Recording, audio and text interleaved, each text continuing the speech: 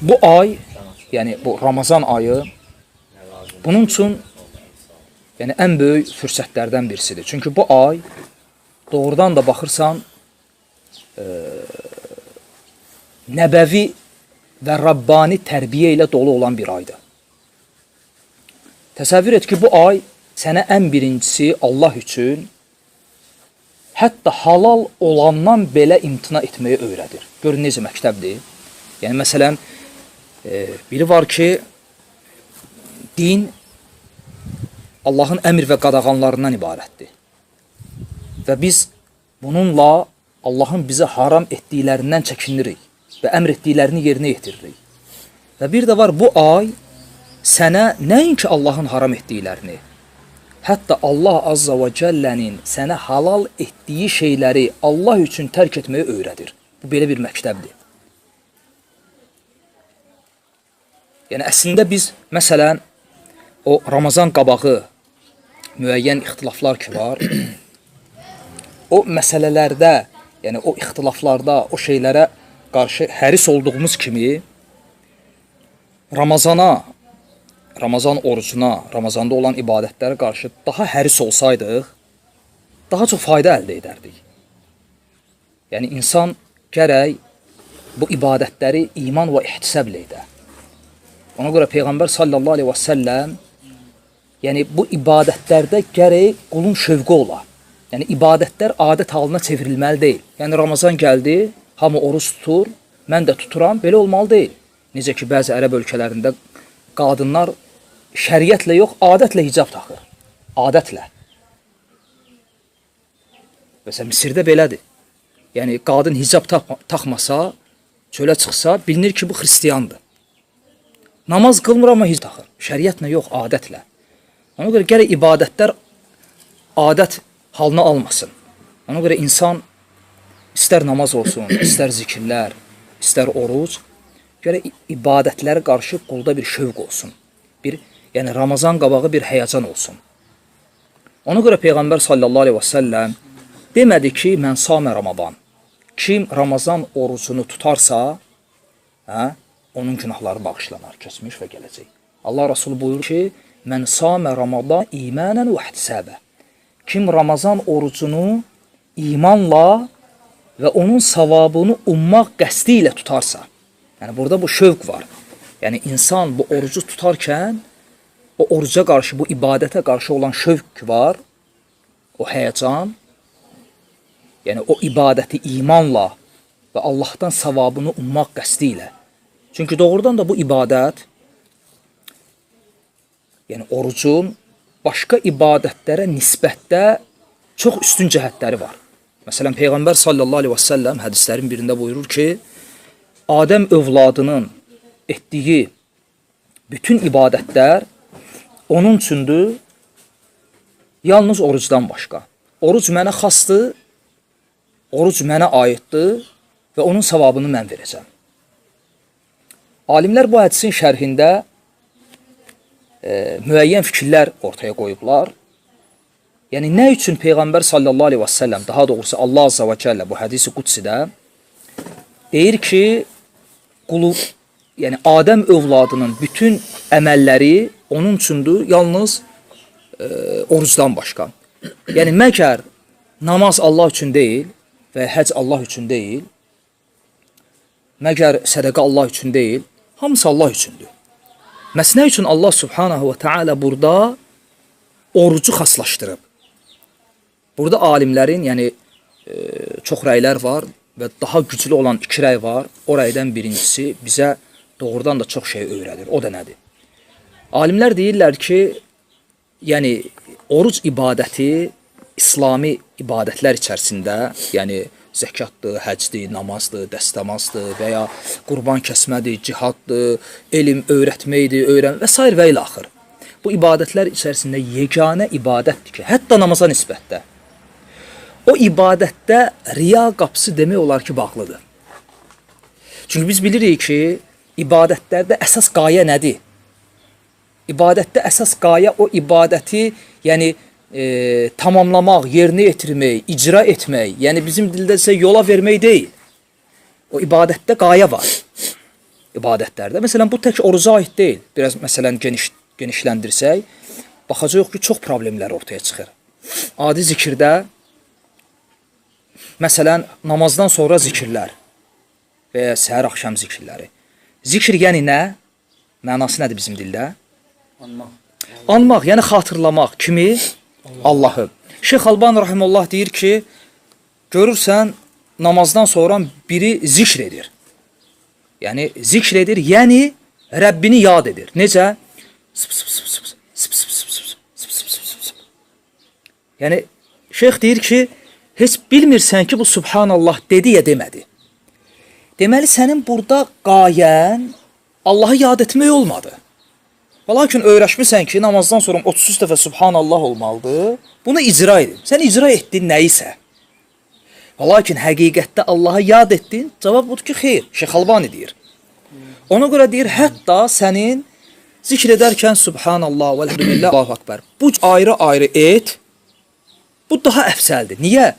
Çünki məqsəd hasil olmalıdır. O da nədir? Allahı yad etmək. İbadətdə qayə budur. Ona görə fikir versən, namazlar necədir? Yəni, gündə bir vaxtda deyil, ayrı-ayrı müxtəlif vaxtlardadır. Hətta qolun ki, başı dünyaya qarışır və günün müəyyən vaxtlarında o dünyadan ayrılıb Rəbbini yad edir. Namazda qayə budur. Ona görə Allah Subhanahu taala Musa əleyhissalama nə dedi? Rəbbini xatırlamaq üçün namaza dur. Yəni, namazı, alimlər bu ayədən bunu çıxarırlar ki, yəni, namaza durmada qayə nədir? Allahı xatırlamaq. Ona görə İbn Teymiyyə rahmeullah deyir ki, namazda xuşu namazın vaciblərindəndir. Yəni, bir adam bilərəkdən namazda xuşunu tərk etsə, onun namazı batildir. Lakin elmi əmanət olaraq deyim ki, bu ixtilaflıdır. Bəzi alimlər bunu vacib görməyib. Lakin Şeyxülislam deyir ki, namazda xuşu vacibdir. Niyə? Çünki namazda qayə budur. Namazda qayə, yəni əyilib durmaq deyil. Namazda qayə sənin ən azından, yəni xuşunun ən az həddini deyirəm. O ehsan var, o Rəbbin səni görür. Yox, xuşunun ən az həddi sənin Rəbbinin önündə və ya ən azı namazın içində olduğunun fərqində olmağında. Bu xuşun ən az həddidir. Yəni, əgər bir insan namazda xuşuya əhəmiyyət vermir, heç bu onun türklər demişkən umurunda da deyil və namazdan onun nəsibi, yadında qalan, xatırladığı bir namaza girərkən etdiyi təkbir, bir də salam vardı. Qalan namaz boyunca bazarda gəzirdi, ticarət edirdi. Şeyxülislam rahmeullah deyir ki, o namazı tezdən qılmalıdır. Lakin əgər namazda niyyəti, yəni təkbir gətirib, Rəbbinin önündə olduğunun fərqindədir, hə? Lakin ola bilər namazda şeytan hansısa rükətini oğurladı. Necə hədisdə gəlir ki, yəni ən çirkin oğurluqdur və şeytan üçün də ən böyük qazancdır. Qulun namazdan oğurladığı. Yəni, Subhanallah, belə baxanda, məsələn, bəzi alimlər deyirlər ki, yəni, iblis o ibadətlərin dəyərini müsəlmanlardan daha yaxşı bilir. İblis namazın dəyərini səndən daha yaxşı bilir. Niyə? Çünki o bilir ki, bir dənə səzdəni tərk etdiyinə görə cənnətdən qovulub. Təsəvvürlə, iblis bilir ki, bir dənə səzdəni tərk etdiyinə görə lənətləndi və onun gözü önündə sən gündə neçə dəfə səzdə edirsən. Ona görə onun işi, fikir ver, Ömər ibn Xattab nə deyir? Ömər ibn Xattab deyir ki, nə qədər cihad planları olurdu, namazda yadıma düşürdü. Yəni, şeytan gəlirdi, hə? Namazda səndən müəyyən rükətləri oğurlamaq bahasına sənə lap cihadın da planını verirdi. Sən müqayisəyə bax. Yəni, müsəlmanlar üzərinə hücuma gedirsən, cihad, hə? Şeytan onun planını sənə verir. Lakin təki namazdan nəsə oğurlasın. Yəni, şeytan namazın qədrini səndən daha yaxşı bilir. Ona görə fikir versəz, ixlas bütün ibadətlərdə şərtdir. Məsələn, namazın özündə xas şərtləri var. Orucun özlərində xas şərtləri var. Qurbanın şərtləri var, həccin. Amma ixlas və sünnətə tabiçilik bütün ibadətlərdə şərtdir. İxlas, bir əməlin Allah üçün olması. Və alimlər deyirlər ki, oruz elə bir ibadətdir ki, bu ibadətdə riya qapısı demək olar ki, bağlıdır. Niyə? Çünki ixlasın əksi nədir? Riya və ya sum'a. Riya da nə deməkdir? Mənası ra'a, yara, yəni göstəriş, sumada eşitdirmək. Nə üçün deyilib riya? Göstəriş. Çünki riya adətən o şeylərdə olur ki, o şeyi sən gözlə görə bilirsən. Yəni qıraqdan zahirən müşahidə olunur. Yəni məsələn, biri namaz qılır, sən görə bilirsən onun namaz qıldığını, görə bilirsən. Biri zəkat verir, görürsən. Biri həcc edir, bildiyin ki, həccdən gəldi. Qurban kəsdi, cihad elədi, Quran oxudu. Bütün ibadətlər fikir versən, qıraqdan müşahidə olunur. Qıraqdan müşahidə olunduğuna görə riya qapısı açıqdır, göstəriş. Yeganə ibadət oruz ibadətidir ki, bu ibadətlər içərisində qıraqdan müşahidə olunmur. İnsan gəzir, oruzludur. Hardan bilirsən oruzludur? Aydındır. Ona görə riya qapısı bağlıdır. Bu məsələnin birinci tərəfi və məsələnin ikinci tərəfi, çünki riya adətən o ibadətlərdə olur ki, o ibadətlərdə qulun göstərməyə nəyisə var və fəxr etməsi. Məsələn, namaz qılır, qıraqdan gələ bilər və fikir yarana bilər ki, bu nə yaxşı namaz qılır. Hə? Cihad edir, bu şücaətlidir. Nəsə Allah yolunda xərcləyir, bu cömərtdir. Yaxşı Quran oxuyur, yaxşı qaridir. Təriflənəcək yönü var. Amma bir insan oruz tutur 40 dərəcə istidə, yəni ac, susuz, yəni orada öyünəcək bir hal var, öyünəcək bir hal yoxdur. Ona görə alimlər dedilər ki, oruz ibadətində demək olar ki, riya qapısı bağlıdır.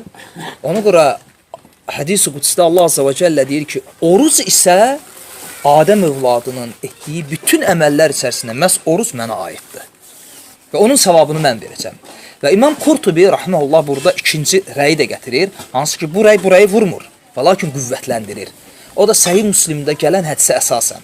Hədisdə gəlir ki, bu da orucun başqa ibadətlərdən fərqli cəhətidir. Adəm övladının etdiyi bütün salih əməllərin ən az savabı nə qədədir? 10.